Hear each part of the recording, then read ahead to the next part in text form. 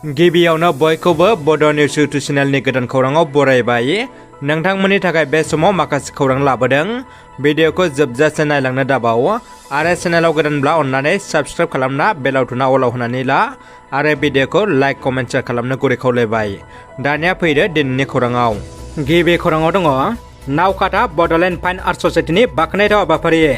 बन्दनि समाव फरायसाफोरनो मावबादा लाना फोरोंथाय होबाय सावगारि एरनाय। बाक्सा जिल्लानि सिङाव थानाय नावकाटायाव बड'लेण्ड फाइन आर्ट ससाइटिया बिदुं बन्दनि समाव गोलाव सम सावगारि एरनाय मावबादा लायो। बिनिनो फोजोबनाय हाबाफारिखौ दिनै लानाय जायो। नावकाटा बड'लेण्ड फाइन आर्ट ससाइटिनि गोरायुं खगेन बर'नि दैदेननायाव बाक्सा जिल्लानि मोननै जनाव उन्दै खुदिया फरायसाफोरनि सावगारि एरनाय मावबादा लाना फोरोंथाय होना बाख्नायजाथाव खामानि मावनायखौ नुनो मोननाय जायो। स्निगाव आरो नावकाटायाव जानाय सावगारि एरनाय मावबादाखौ फोजोबनाय हाबाफारियाव फरायसाफोरनि सावगारि एरनाय बादायलायनाय हाबाफारि लाना मोजां मासि आवगायनायफोरनो बान्था होयो। गुवाहाटी गोजौ बिजिरसालिया एस.बी. कुमार सन्जित कृष्णानो जामिन होबाय। आसाम पुलिसनि 2020 एसआइ रिक्रुटमेन्ट एग्जाम स्कामनि दायनिगिरि एस.बी. कुमार सन्जित कृष्णानो गुवाहाटी गोजौ बिजिरसालिया जामिन होबाय। मख'नो गोनांदि 2020 मायथाइनि 15 अक्ट'बराव CID आ सन्जित कृष्णाखौ एसआइ एग्जाम स्कामनि दायाव हमदोंमोन। 2020 एसआइ रिक्रुटमेन्ट एग्जामखौ सोंनाय बिलाइ गोसारनायनि उनाव केन्सेल खालामनाय जादोंमोन। जोबोद गोजोनथाव खौरां। आबादारिनि फिसा बिबुंसार बर'आ IIT आव मुं थिसननो खाबु मोनदों। उदालगुरि जिल्लानि सिङाव थानाय फेरगाव खाग्राबारि नलबारि गामिनि थागिबि आबादारि राथिराम बर'नि फिसा बिबुंसार बर'आ इण्डियान इन्स्टिटिउट अफ टेक्न'लजियाव सायख'जादों आरो मुं थिसननो खाबु मोनदों। आथिखालाव गुवाहाटी IIT आव मेकानिकेल इन्जिनियारिं बिफानाव सायख'जानाय रादाबा नखरजों लोगोसेनो ओनसोल नाङैनो गोजोननाय लाबोदों।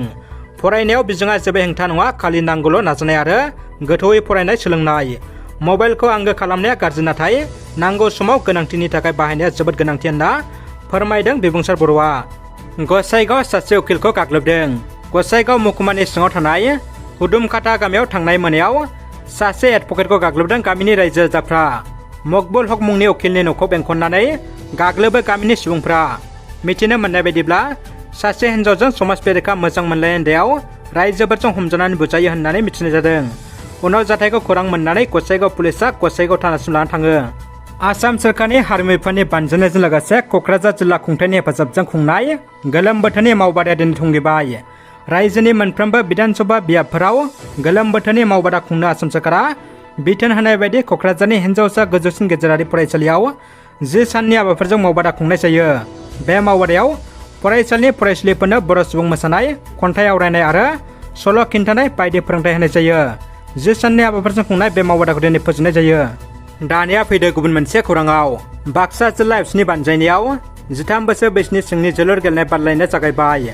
बड'फा गोजोरथियारि सोलायनाय मावथांखिजों लोब्बा लाखिनानै 13 बोसोर बैसोनि सिंनि जोलुर गेलेनायखौ बाक्सा जिल्ला एबसुनि बानजायनायाव गासै मोन 16 हानजाखौ मोननै जन फारियै बरिमाखा दख'रा एबसु आरो राबां दख'रा एबसुनि बेन्दोङाव दिनै जागायजेनो।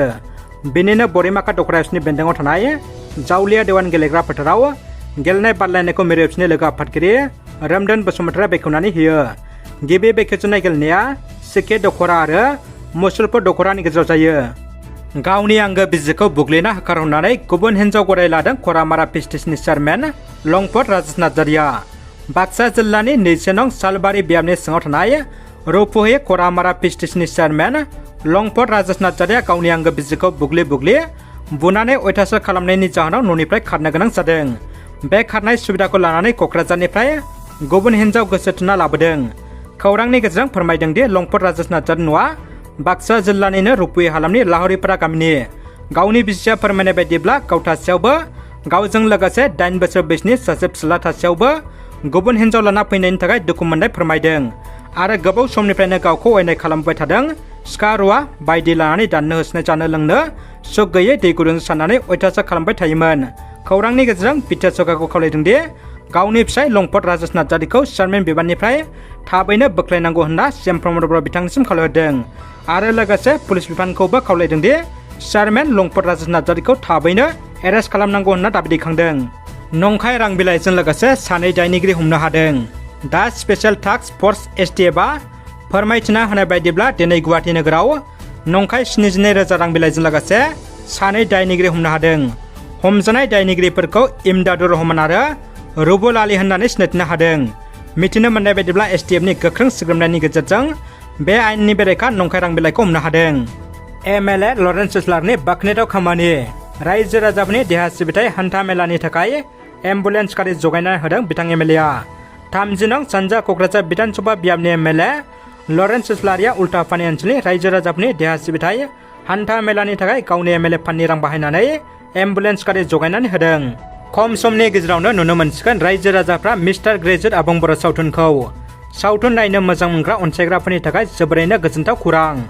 मुंदांखा सावथुन लिरगिरि एबा फेस्ला फाव खालामग्रा प्रबिन बर' एबा मैथा बर' लिरनाय मिस्टार ग्रेजुवेट समाजारि आरो फेस्ला सावथुनाव फावखुंग्रि महरै जाखांफु फावखुंग्रि मनिषा मुसाहारि आरो फावखुंगुर महरै बिरफुं महिलारखौ नुनो मोनगोन। लिरगिरि एबा बिथोनगिरि मैथा बर'आ फोरमायनाय बायदिब्ला बे सावथुनखौ आथिखालनि सोलिफुनाय समाजारि जेंनाफोरखौ लानानै सुजुनाय जादों। बेनिखायनो बे सावथुना आलादा रोखोमनि जागोन। बेनिखायनो बे सावथुनखौ अनसायनो आरो नायनो थाखाय बयखौबो खावलायहरदों। दानिया फैदो जोबथा खौराङाव। बागानपारा दुब्लिया बागानपारा लेब्रा डायरी फार्मसिम गोदानै लुफुंनो गोनां हाबलांनाय लामा बेखेवदों। बाक्सा जिल्ला 25 नं BTC बियाबनि बेन्दोंआव बागानपारा दुब्लिया बागानपारा लेब्रा डायरी फार्मसिम हाबलांग्रा 6थि रांखान्थि कमिसन मावथांखिनि रांजों गोदानै लुफुंनो लानाय लामाखौ बेखेवनानै होयो BTC आयेन आफादनि बुंथिगिरि कातिराम बर'आ। बे बेखेवनाय हाबाफारियाव बाहागो लानानै बुंथिगिरि बिथाङा 25 नं बागानपारा बियाबाव जौगानायनि सोमोन्दै फोरमायनानै बुंथियोदि आथिखालाव बिथोर गोजोन गोरोबथानि उनाव गोजोन थासारिया फैनाय लोगो लोगो गोबां जौगानाया फैदों। बागानपारा बियाबनि सिङावबो गोबां बोसोर खाबुनिफ्राय गोजानाव थानांनायनि उनाव मोनथाम गुबुन गुबुन दालायफोरनि बेंकफोरखौ गायसननो खाबु मोनदों। लोगोसे बिथाङा डायरी फार्म गायसननायनि जोहै गोबां गोरों लाइमोनफ्रा खामानि मावगासिनो दं आरो रांखान्थि बिथिङाव गावखौनो गोख्रों खालामनानै गावबा गावनि थांना थानायनि जिउ राहाखौ मोनगोन होननानैबो बुंथियो।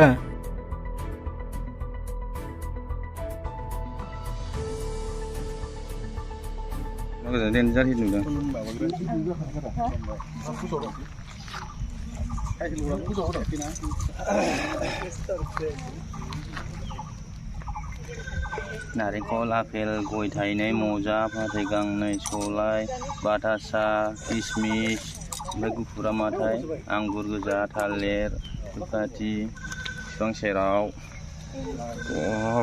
गोजौथार बिफाङानो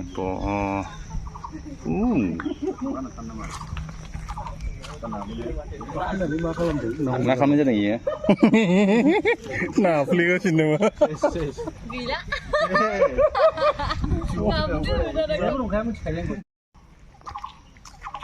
आबौमोन मादैमोन दङ सान्दुङा